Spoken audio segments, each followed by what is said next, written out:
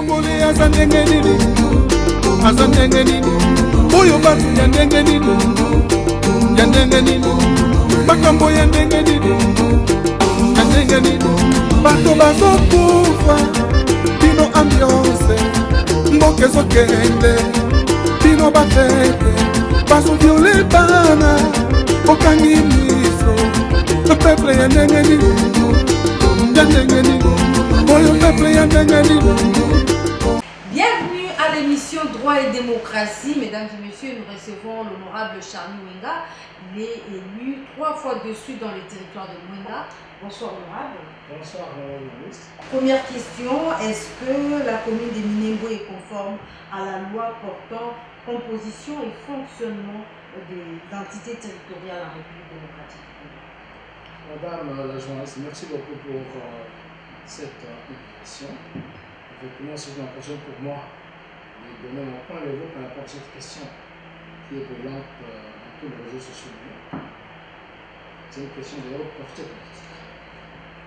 Minembwe, c'est une localité du chemin. Pour ceux qui vont dans le territoire du Fizi. Minembwe, aujourd'hui, par des manœuvres politiques, est érigé au statut maintenant de commune en violation de la loi des ETD, vous le savez, et lorsque quelque chose qui viole la loi, elle ne peut pas être légale, parce que la fraude corrompt tout. Le Minembwe ne peut pas revêtir le statut de commune rurale parce que ce n'est pas conforme à la loi. Voilà. Merci beaucoup, honorable.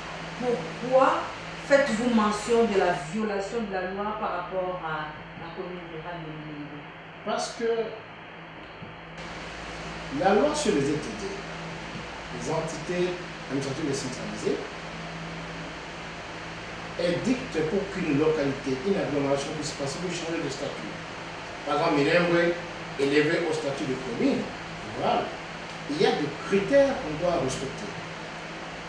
Notamment, que la localité puisse exister véritablement au Congo, qu'elle ait une démographie qui répond à ce qu'elle soit élevée au statut de commune rurale, qu'elle soit viable économiquement, qu'on consulte la population locale et qu'on ait l'avis favorable de l'Assemblée provinciale de la province, donc du chef Kivu.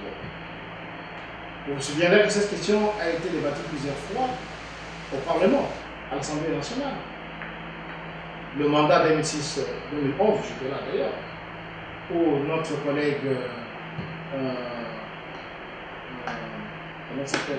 James Molegwa avait interpellé le ministre de l'Intérieur. Et nous sommes arrivés à la conclusion assez claire, vous pouvez suivre dans les réseaux sociaux aujourd'hui. Le vice-premier ministre général Kaloné a dit clairement que Minembwe ne remplit pas les conditions. Par conséquent, ça ne peut pas être éligible. J'ai ici une lettre même du ministre des Affaires coutumières, répondant toujours à une correspondance de l'honorable James Molegwa. La lettre là. Qu'est-ce que le ministre Guy Mikulu dit dans cette lettre? J'ai reçu la copie de votre lettre. Il écrit à son Excellence, Monsieur le Vice-Premier ministre et ministre de l'Intérieur, Sécurité à Kinshasa, Lingwala. C'est une lettre qui date du 20 août 2018. Et il dit, du 14 juin, à l'attention du ministre des Affaires coutumières relative à l'objet porté en marge. Je vous en remercie. Création, quel est l'intitulé de la lettre? Création d'une commune dénommée Minembwe dans le territoire de Fizi. À ce sujet, les observations portées à la précité sont suffisantes pour l'inopérabilité de cette nouvelle entité. Ça, c'est le ministre Guy Mikulu qui dit que Minembwe ne remplit pas les conditions. Nous sommes en novembre 2018. Et comment aujourd'hui, lorsque le gouvernement dit ça, aujourd'hui, on peut ériger comme ça, en catimini, pendant que les lettres du gouvernement sont là. C'est un problème. Honorable, vous dites que c'est un problème. Entre-temps, vous le savez, la question des Minembwe ne date pas d'aujourd'hui.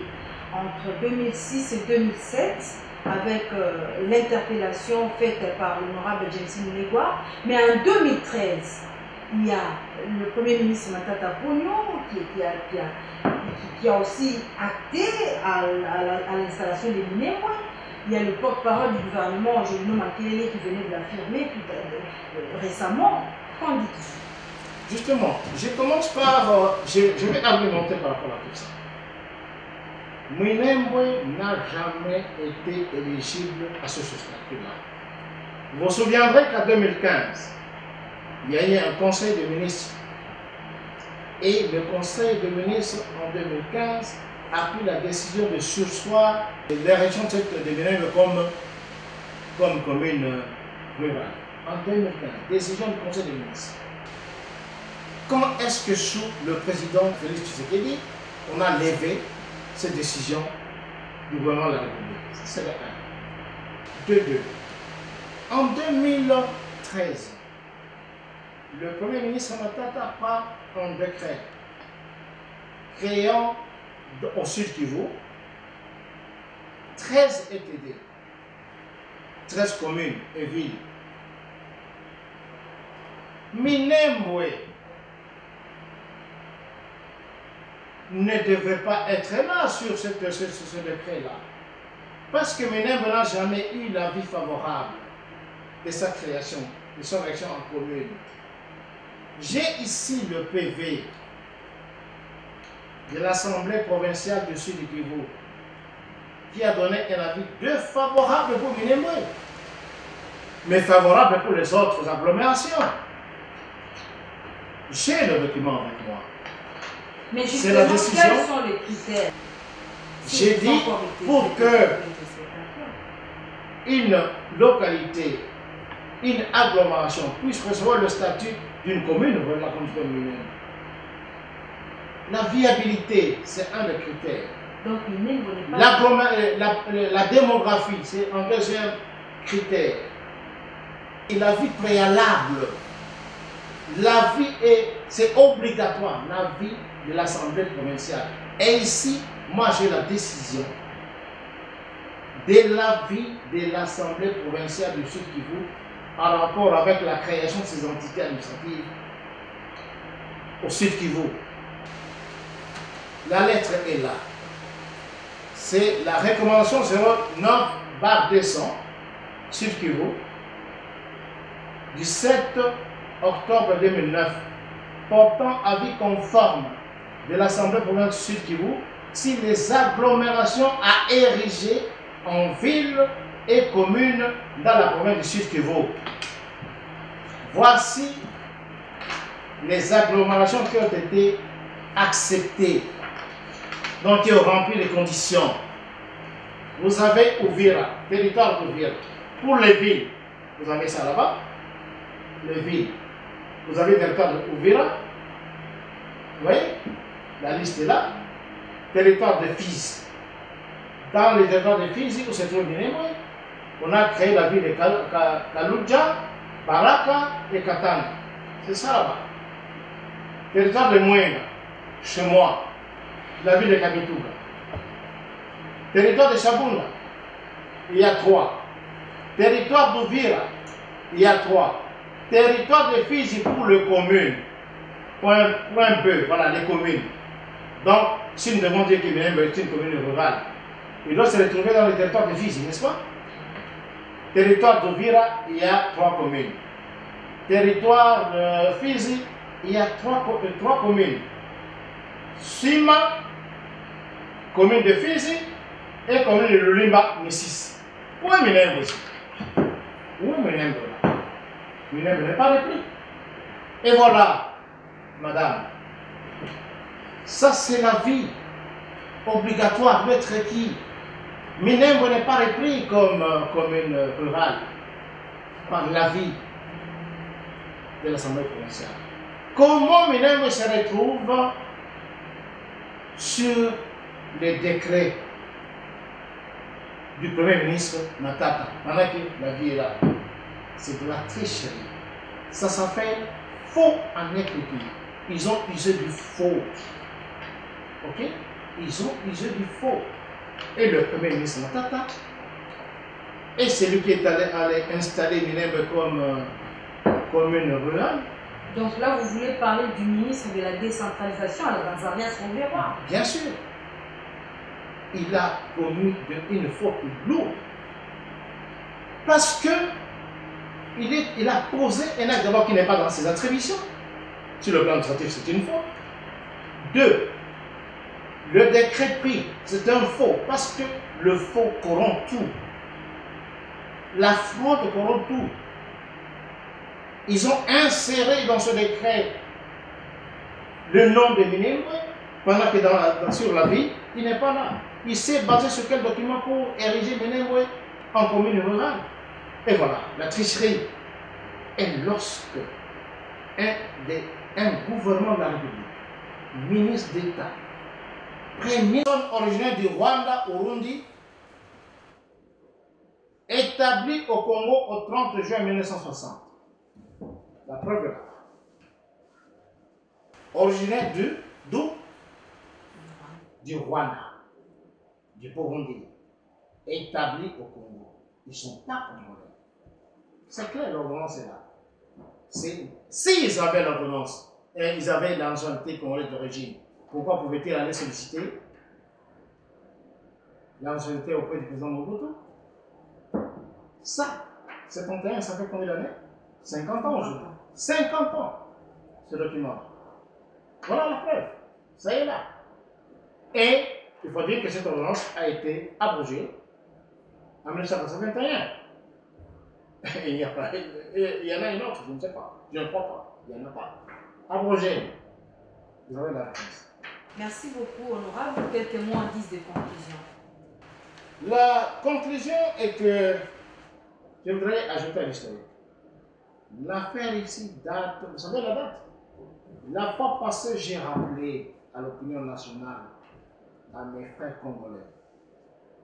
La guerre, cette affaire commence avec la guerre d'agression de 1996. Et le premier coup de feu contre le Congo a été tiré à Minembwe. Pas semaine passée. Et le même jour, on a tiré les coups de Changoubou sur Bukavu. C'est des faits vécus. Ça date de là. Lorsqu'ils entrent jusqu'ici, vous avez vu, ils étaient, même le chef d'état-major général ici, ils sont rentrés déjà encore au Rwanda. Quand ils sont au Rwanda, ils sont en Rwanda, n'est-ce pas? Ils arrivent ici, ils deviennent Baïmolé, c'est quel jeu là? Non.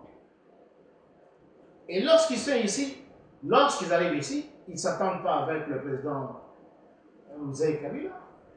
Ils rentrent chez eux, ils déclenchent le FCD, la guerre d'agression. Ils ont conquis tout l'Est juste au Kassai ici, à Kabila. Et pendant ce temps, ils créent la commune de Minembwe. L'arrêté existe, qui est signé par le ministre de l'Intérieur du RCD. Nous sommes à 1998, madame. Ça fait aujourd'hui combien d'années? Plus de 20 ans, n'est-ce pas? 22 ans. Ils avaient déjà créé cette commune par le RCD du ministre actuel, inamovible, du ministre inamovible de la décentralisation. C'est sa rébellion qui a créé cette commune en 98. C'est sa vérité. Et voilà, là où part le problème, c'est pour exécuter, effectivement, pour exécuter leur mission qu'ils ont décrite dans cette lettre. J'ai demandé au président de la République, n'est-ce pas, d'annuler purement et simplement le décret du Premier ministre Tata, de sanctionner les deux ministres. Et nous, les citoyens congolais, nous allons nous employer pour aller au Conseil d'État pour attaquer ce décret-là. Nous allons aller à la cassation pour aller porter plainte. C'est comme ça. C'est ça l'état de droit que prend le chef de l'État. Et voilà pourquoi aujourd'hui, le chef de l'État est totalement combattu par toutes ses forces politiques. On met des pots de banane partout. Regarde, observe une chose. Et c'est là où je vais chuter. Le président vient de faire 4 jours à Bruxelles. Il est parti du 23. Le 24 à 8 h, on attaque le Katanga. À 8 h. Ils prennent la maison de la radio. Ils attaquent l'état-major de l'armée. Ils attaquent le gouvernement. Le même jour, le lendemain, on sort une bande, une vidéo, qu'on balance dans toutes les chaînes et les réseaux sociaux, où on montre les jeunes gens là qui parlent de Chiluba, qui se moquent de ça. C'est pour retourner la population et l'opinion katangaise contre le chef de l'État. Ils ne se limitent pas là. Ils balancent une vidéo qu'ils ont fait en Europe. C'est un blanc qui présente, qui démontre à toute l'opinion internationale et nationale que le président est tribaliste. Tu n'as pas eu ça, toi? Tu as eu ça? Le président était à Bruxelles. Au même moment, il y a votre fameuse caravane de la paix avec ces mêmes personnes de traîtres là. Ils sont en Ituri. Vous ne savez pas ce qui se passe à Ituri? Nous voyons un député là, pieds nus, en train de se moquer. C'est nous les victimes de l'Est. Au même moment, le président est à Bruxelles. Il se retrouve à Minembwe. Une forte délégation scandaleuse d'ailleurs. Pour retourner tous les Kivu. Vous savez cette affaire de Minembwe? Les gens du Kivu sont extrêmement mécontents. C'est pour retourner l'opinion et le peuple du Kivu contre le président pour dire, parce que même Robert l'a dit, qu'il a été envoyé par le président Félix. Il a même cité les noms. Comment le chef de l'État peut envoyer des ministres comme ça dans une mission de trahison? C'est impossible. Il est fils de ce pays, il ne peut pas le faire. C'est une façon de salir. Une façon de salir l'image du chef de l'État auprès de la population du Kivu. C'est ça la vérité. C'est ça la vérité. Et nous, au Kivu, nous disons N-O-N. Nous savons que le président, c'est notre fils. Il ne peut pas trahir le pays pour servir de cause comme ça. Et nous lançons ce message au peuple du Kivu pour dire c'est une manœuvre de cela qu'ils ont dit. On les connaît tous, non? Qui ne connaît pas le ministre de la Défense? Toi, tu ne le connais pas. Tu n'as pas les bancs du ministre de la Défense. Tu as là, non? Qui ne connaît pas le ministre de la Décentralisation? Tu les connais, non? Et la suite, on peut continuer. Ils ont leur objectif, qui est décrit dans la lutte. C'est clair. C'est clair. Et il ne faut pas venir jeter de l'opprobre sur la personne du chef de l'État, qui est le garant de la Constitution, qui est le garant de, comment on appelle ça, le garant de toutes les institutions de la République, de la souveraineté de l'État, dans des bêtises comme ça. C'est une façon de retourner sur la population contre le chef, c'est tout. Nous connaissons que c'est cela. C'est ça les ruses. Et le peuple congolais le sait. Et c'est pourquoi tout le monde est debout pour dénoncer et demander à ce que le chef d'État sanctionne. Parce qu'il ne peut pas tolérer ça. Honorable, vous faites allusion à la présence de l'ambassadeur des États-Unis d'Amérique, accrédité à Kinshasa dans la délégation, mais il est allé là-bas pour des questions humanitaires. C'est vous qui dites qu'il est allé pour une question humanitaire. Je vous ai démontré ici qu'ils sont en train de préparer le lit. Je vous ai démontré ça. Parce que si c'était pour une action humanitaire, il y a eu 2 catastrophes, un massacre, une catastrophe et un massacre dans les territoires de Moyen et de Fiza. Le mois passé, plus de 200 personnes ont été massacrées à Kipo. On n'a pas vu une délégation du gouvernement à Kipopo. On n'a pas vu une délégation de l'armée, du commandement de l'armée à Kipopo. On n'a pas vu, n'est-ce pas, le secrétaire du secrétaire général des Nations Unies à Kipoko. On n'a pas vu le ministre de la Défense à Kipoko. On n'a pas vu le ministre de la Décentralisation à Kipoko. Nous venions de perdre le bas passé. Plus au moins 70 personnes dans un puits d'or à Kamituga, mon village natal. Je suis allé voir le ministre à l'action humanitaire. On n'a pas vu la délégation du gouvernement central là-bas pour l'assistance. On n'a pas vu la délégation de l'état-major général là-bas. On n'a pas vu l'ambassadeur des États-Unis là-bas. On n'a pas vu, n'est-ce pas, le renvoi du conseil spécial et du secrétaire général des Nations Unies là-bas. Aucune assistance. Lorsqu'il s'agit de malheurs de Congolais, personne ne bouge. Ni le gouvernement, ni les Nations Unies, ni l'ambassade des États-Unis. Mais lorsqu'il s'agit d'aller installer un bourgmestre, et les puissances, et tout le gouvernement, l'armée qui se transporte. Vous pensez que c'est fortuit? Ce n'est pas fortuit. Ça procède d'une stratégie pour préparer le lit de la balkanisation. Merci. Merci beaucoup, honorable, d'avoir répondu à notre invitation. Mesdames et messieurs, c'est la fin de cette émission Droit et démocratie. Merci de l'avoir suivi. Bonsoir chez vous.